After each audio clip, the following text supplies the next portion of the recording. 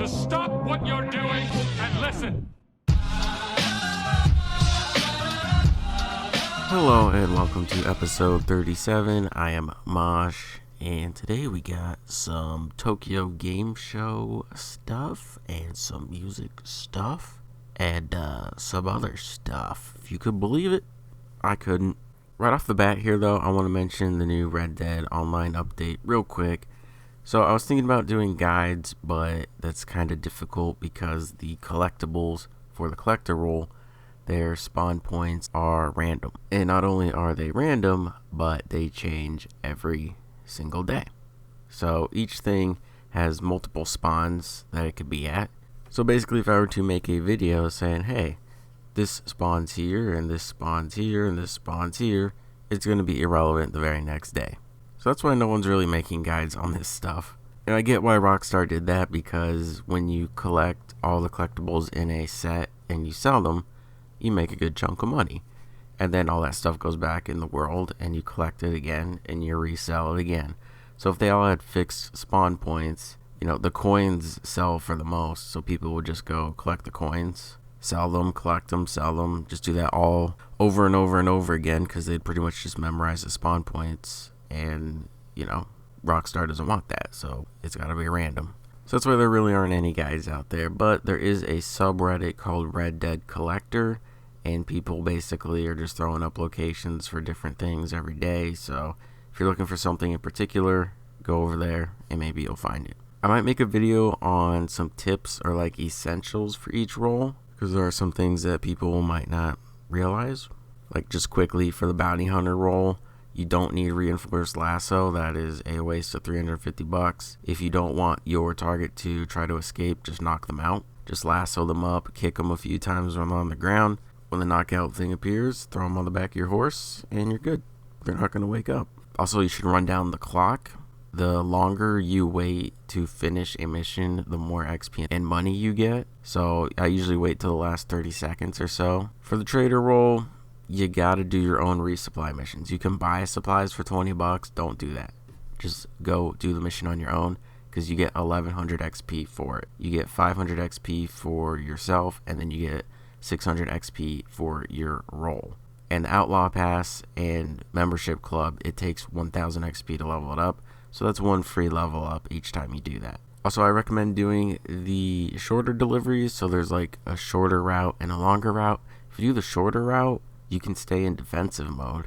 But if you do the longer route, you have to go in offensive mode, so you're more prone for attacks. Now, I only have the small wagon at this point, so I don't know if that changes with the medium and large wagons. Maybe you have to be in offensive mode no matter what in those. But as far as the small wagon goes, just stay in defensive mode.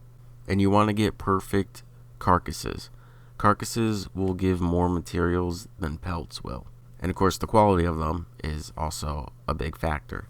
Perfect carcasses or 3-star ones are going to give more than a 1-star one. And that also goes for the type of animal. Like, you know, a perfect elk is going to give more than a squirrel. So the bigger the animals, the better the carcass is, the more materials you will get. So you don't have to constantly run around going nuts trying to give Crips a bunch of animals, as long as you give them the good ones. So if you don't have the varmint rifle, get the varmint rifle. If you don't have a bow and arrow, get the bow and arrow. You'll make your money back. I didn't have either of them. Made my money back on those pretty quickly. And speaking of making money back, in the collector role, you have to buy the shovel, because some of the collectibles are on the ground and you have to dig them up. And that's about what? That's like $350 as well. And then also get the metal detector when you're able to unlock it, because that will help greatly as well. And together, that's going to cost you over $1,000. But again, you'll make that money back, so I would not worry about that. And you could buy maps from Madame Nazar to show locations of certain collectibles. Well, not certain ones, it's random, but I think that's just a waste of money. Like, I haven't bought any maps, and I found quite a few collectibles just from roaming around the map doing other things. And you can also get collectibles off of looting people, so I wouldn't buy any maps. Again, just go to the Red Dead Collector subreddit if you need something in particular. But remember, it changes every day, so. Anyway, moving on. Jesus criminy. So, Tokyo Game Show happened a few days ago, where they showed some more gameplay, trailers, all that, certain games. One of those games was Final Fantasy VII Remake, which I'm obviously very excited for. They showed off some more characters for the first time that we get to see them. And they all look really good. Like, they would show a character, and then right after they'd show just like a smidget of gameplay, which was very Kingdom Hearts looking. And I know that's what the combat system is kind of similar to in this game. There's also some speculation going around that the voice of Dawn might be Mark Hamill, because it sounded kind of like his Joker voice. Who knows? We'll see. There's no confirmation, but no one's denied it either. They showed some gameplay of the summons for the first time, which was cool. And there's actual gameplay video of Ifrit. Everyone keeps calling him Ifrit. I always called him Ifrit. Same thing with Mako. Jessie in one of the gameplay videos, I think she called it Mako or something. Or Mako. I think it was Mako. I've been saying these things wrong the whole time. I mean, if she's saying Mako, then it must be Mako, because I doubt they're going to have the voice actress pronounce a word incorrectly, so I'm still going to call it Mako and Ifrit. But anyway, this gameplay of Ifrit. So the summons... Okay, so I don't know about more recent Final Fantasies, because I haven't played them, but the older ones, when you called in a summon, they would do their one move, and then that was it. Well, now you summon them, and they fight alongside you. Like, they're actually there for a certain amount of time, and you can decide what moves they do. Like, they have their own move list, and, like, it's different, but it's cool. Like, I'm down with it. It's cool to see the summons doing something more than just one move. And I'll put links in the description. I'll put links to the new trailer, and then I'll put links to that Ifrit fight, if I can find it. There's probably going to be a lot of links in the description this week. And then also they have classic mode, which people are saying is like a turn-based mode, which it's not. People are like, oh, it's just like the old game. We're going to have turn-based combat. It's like, it's not really what it is. It's not like the original where your party's on one side, the enemies are on the other side, and you take turns swinging stuff at each other. It's not what it is. Basically what happens is you don't even have to hold the controller. Like, okay, say if you're controlling Cloud, for instance, he'll just move around and attack without you doing anything. He'll just do like basic attacks, and he'll block on his own. And then you can bring up the command list after, I think once your ATB comes, something like that. And then you can decide what you want to do next. If you want to do magic, you can do magic. If you just want to do another attack, you can do another attack. So I think it has like some similarities to the original, but it's not quite, like, it's modernized basically. But yeah, the game is looking good. It's unfortunate because we haven't seen a lot of characters, and we're not going to see them for a while because they don't show up until a little bit later in the game. So like Red 13, for example, we're not going to see until the next game. Some of the other summons we're not going to see until the next game. Some of the other characters we're not going to see until the next game. So that kind of sucks. What would be cool, though, is if they teased the next game at the end of this one. Like, the game ends, the credits roll, and then it's like, next time on Final Fantasy VII. Just kind of like TV shows. And then it just gives you a teaser trailer, and then that's it. Another game shown off was Death Stranding. They showed 50 minutes of gameplay, and I could only watch a couple minutes of it because Kojima was talking over it, and of course he's speaking in Japanese because he's Japanese, and it's the Tokyo Game Show, so why would he ever speak in English, or why would anyone there speak in English? And so I couldn't really watch it because, one, the game's confusing already, and two, the guy's speaking a language I don't understand, which makes it 50 times more confusing. All I saw were like boxes and crates stacking up higher and higher on the guy, and I don't know. I don't think I need to see any more Death Stranding. I think I'm good. I think I just need to play the game. There's only a few games where I need all the info, and that's not really one of them. Just because of how confusing it is. Like, nothing people tell me is going to help. I just need to play it. Like Final Fantasy VII Remake, Last of Us Part 2... Cyberpunk, those are all games. It's like, give me every trailer, every gameplay video, all the info, all the details. I want all of it. This game, I'm good. But yeah, I'll put a link to that in the description as well if you would like to watch that gameplay.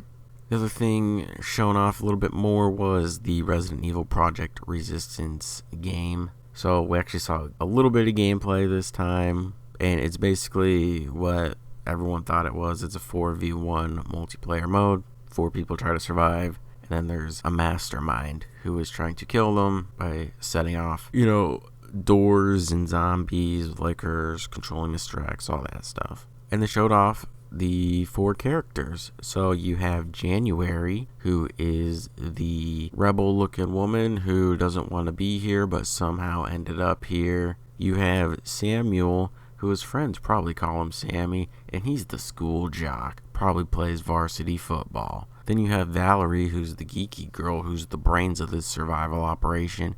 And then you have the black guy, and guess what they named him? They named him Tyrone, because of course they did. So it's very generic, it's very stereotypical, and Japan just needs to stop making games. But if you'd like to play the super generic game early, you can sign up for the beta right now. I'll put a link to that in the description as well. I think PS4, well, I know PS4 people can sign up right now because I've done it.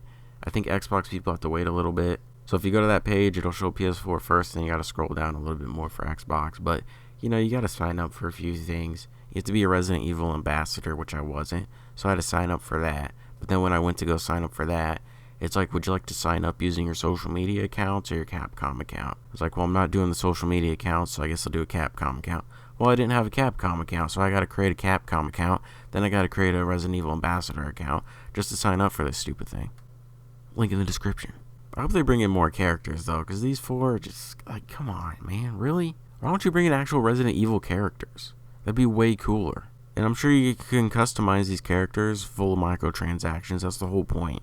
That's all it is. It's multiplayer money cash grab. But anyway, moving on from that, we have the Modern Warfare beta. So the first weekend kicked off on PS4, and I got some thoughts on it.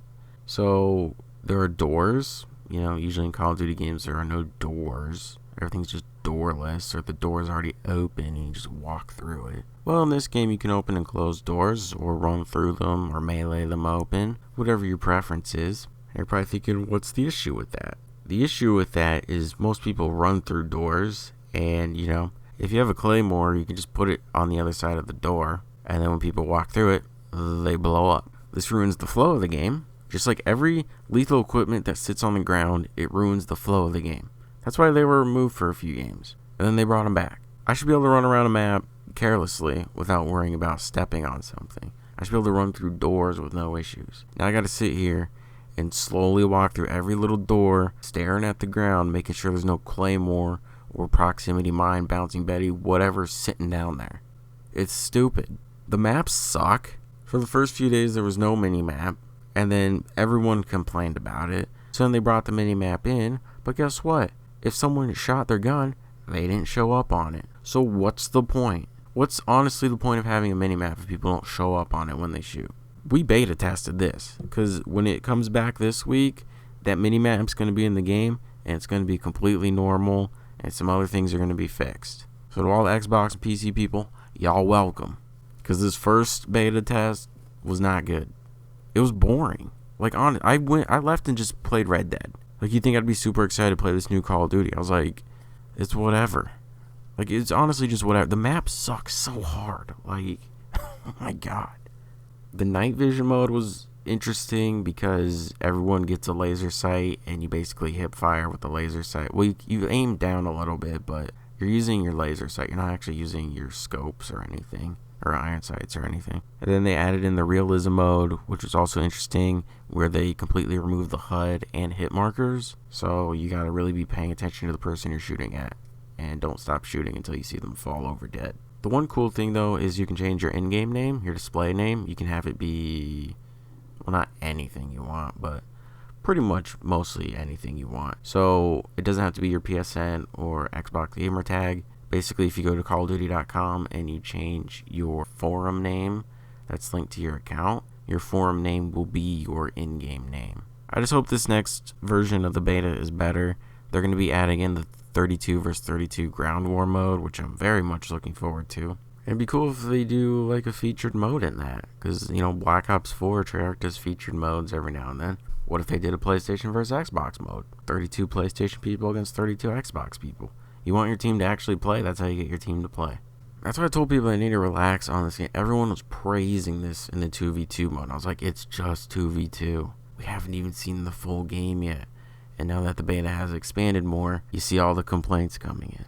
Infinity Ward's got a lot of work to do. Can this game become good? Absolutely. They just need to figure it out. They need to actually listen to the player base.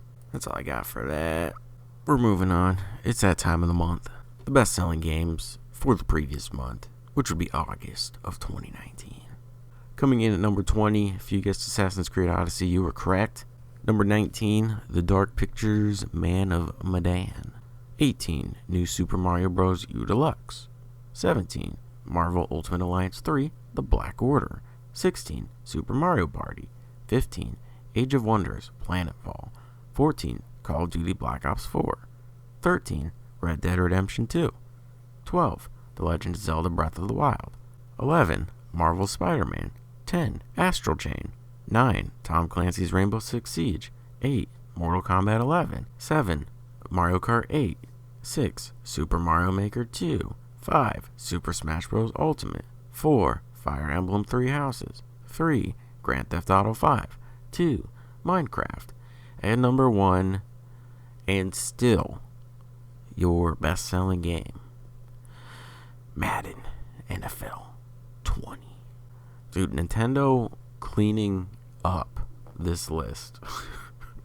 9 of the games on here are Nintendo exclusives, and 11 of them are Nintendo games in general.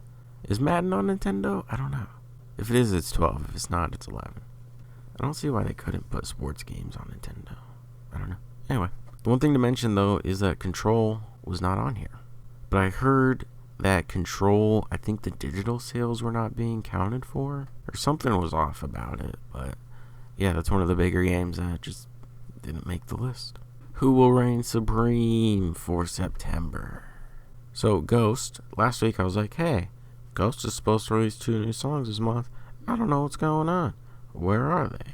Well, this past Friday the 13th, those 2 songs were released. So the reason why I was confused is because on August 1st, a bunch of music sites were like, yeah, Ghost is releasing 2 songs on September 13th. I was like, where are you people getting this info? Because the band never made an announcement. Yeah, all these sites had this information. Unless Tobias, the singer, had an interview and he mentioned it. I don't know. But yeah, as we kept getting closer and closer to September 13th, the band was still silent. So I was like, is this actually happening or what? Sure enough, it happened. 7 inches of Satanic Panic. 2 new songs, Kiss the Go-Goat and Mariana Cross. So these songs have a 60s sound to them. They're both very good. Very, very good.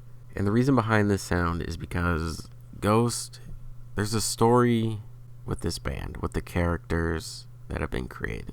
I'm not going to go over all of it, but they have Pope characters and a Cardinal. So on album 1, they had Papa 1. On album 2, it was Papa 2. On album 3, it was Papa 3. And they all look different because they're supposed to be different people. It's all the same singer. People ask it every single time Ghost releases something new. Is this the same guy? Yeah, it's the same guy. Can't you tell by his voice? It's pretty unique. Jesus. And then the 4th album, it wasn't a Papa anymore. It was Cardinal Copia. Now, the father of the 3 Papas is Papa Nil. And the 3 Papas are dead right now. So, he's like, what's up with this Cardinal dude? Why is he around? He's not part of the bloodline. Blah, blah, blah, blah, blah. Anyway, he's older. So, these 2 new songs are supposed to be from his point of view, which is why they have a 60s sound, because it's supposed to be older. Anyway, it's good stuff. But yeah, like I said, I'm not getting into the whole story of it, because it'd be too boring. But if you watch the video for Kiss the Go-Goat, there's some clues in there that the Cardinal might be Papa 4. But the new album drops next year, which I'm obviously excited about. And Tobias said it was going to be darker and heavier than the previous one, so we'll see. We'll see about that. I'm sure it'll be good regardless, though. Alright, moving on to the new album from Korn. Korn, The Nothing, the new album released on Friday, September 13th. It's their 13th album with 13 tracks released on Friday the 13th. Korn is an American metal band from Bakersfield, California, formed in 1993. The band is notable for pioneering the nu metal genre and bringing it into the mainstream. Korn's current lineup features James Monkey Schaefer on rhythm guitar, Reginald Fieldy Arvizu on bass, Brian Head Welch on lead guitar, Ray Luzier on drums, and Jonathan Davis on the vocals. So with all the 13s that you see, you'd say, it's Lucky 13. It's not Lucky 13, because Jonathan's wife passed away last year, and this album is basically his therapy. It's his way to grieve and just try to not get over it or move on, but just try to deal with it better. So the first track is The End Begins, and it's just like this intro track. It's got bagpipes, which Jonathan plays, and hey, if you want to play more bagpipes, go for it. I would not mind hearing more of that, honestly. And some of the lyrics that Jonathan repeats is, "Why did you leave me?" And you hear him crying near the end of this, and that's how they kick the album off. The next song after that is called Cold, and it's one of my favorite songs on this album. I love that the pre-choruses get heavy, which lead right into a melodic chorus, and just the transition sounds really, really good. And Jonathan gets pretty low vocally, and he does that a few more times on some other songs. And again, if you want to do more of that, you're more than welcome to. The end of the song is very Korn sounding. There's a lot of classic, old sounding Korn moments scattered throughout this whole album. Jonathan with like his animalistic kind of style vocals. And he said he spent more time recording vocals for this album than any other previous ones. And I think that really shows because nothing sounds weird or out of place. Everything, it sounds right. And I know this album obviously means a lot to him because of what happened. So he wants everything to sound perfect. And I think he did a pretty good job of that. Because vocally, honestly, I ain't got no complaints on this album. Another song is Idiosyncrasy, and another really, really good song. It's kind of similar to Cold in certain ways where like Jonathan again gets slower with his vocals. The pre-choruses are heavier. So basically he'll like sing the verse, then he'll get heavier with the pre-choruses, and then it transitions in him singing the chorus. And I just thought the way that they do that just sounds really good because not many bands do that. It's a nice little change. During the bridge of this song, he says, "God is making fun of me. He's laughing up there, I can see." And the way he delivers this part is perfect. Like if he did it any other way, it would have sounded off. And you could just hear the emotion in these songs, which is a lot different than the last band I talked about. It's just that real, raw stuff. And that's the stuff that makes albums special because you can't fake it, you can't replicate it. It's just, you're there in the moment and you capture it on the album and it's there forever. And just to briefly talk about the instrumentals, they're all pretty Korn sounding. I mean, I know I say that a lot in just about like every review I've done. But a lot of the bands I listen to or talk about, they know their sound and they stick to it. This is really no different. And this is why I talk about the vocals so much. On song Ringmaster, Jonathan does some beatboxing. And I hear you, Ray, with that blast beat at the end of Harder. Again, like the previous things, a little more of that wouldn't hurt. But not too much, though, because Korn's sound doesn't really call for blast beats. But a little experimentation can't hurt, you know. Just a little here and there, just sprinkle it in.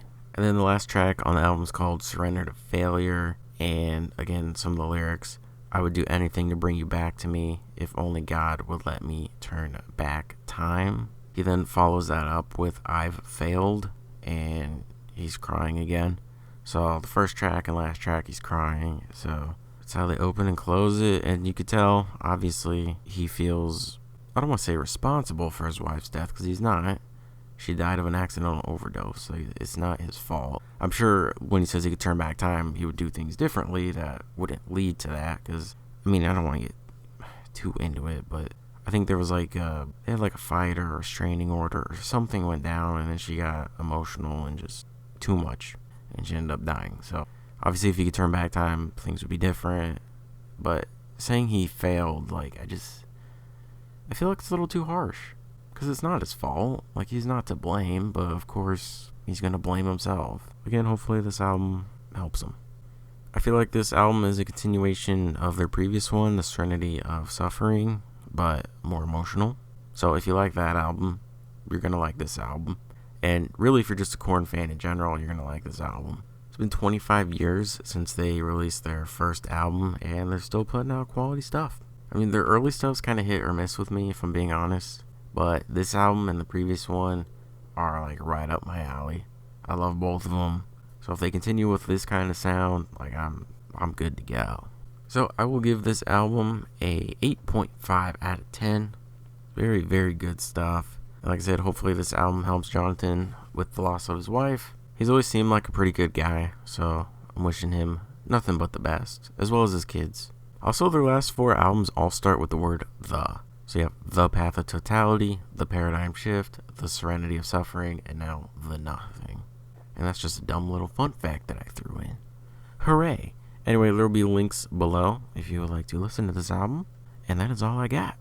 So my weekly pick this week is another YouTube channel, and he goes by the name of William Moranci.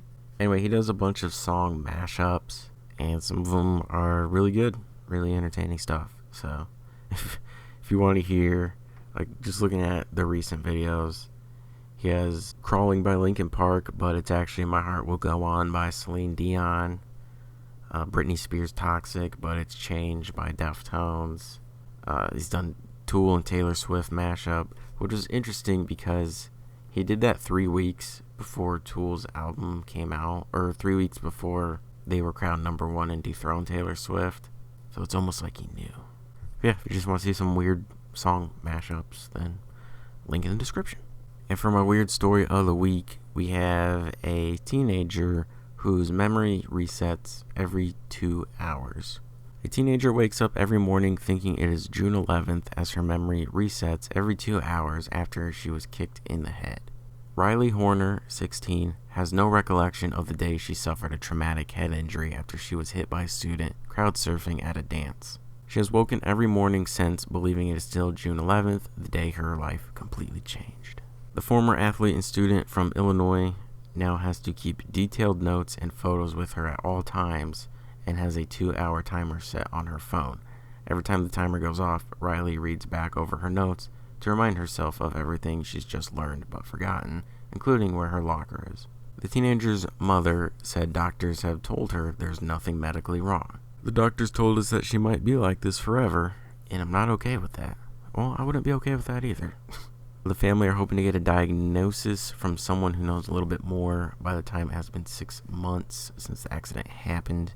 But yeah, that's just weird, because it's like, how can an injury be so accurate and consistent at the same time? Like, it's every 2 hours. You think maybe, one day it'd be 7 hours or 4 hours, but it's every 2 hours, every day. And, like, what even happens? Does she close her eyes and open them and then she's just forgotten everything? That's crazy stuff. But it says she's 16 years old, so hopefully they find something that helps fix this, because she's got her whole life ahead of her. And, I mean, if you're forgetting things every 2 hours, it's not really a way to live, because you can't do anything. Like, if doctors can't seem to do much, maybe the notes that she keeps will. Like, if she's constantly reminding herself with these notes that she keeps, maybe it'll eventually stick in her head. Like, also, like, what happens when clearly she hasn't forgotten everything. Like, if her memory gets reset, she still knows how to read if she's reading her notes.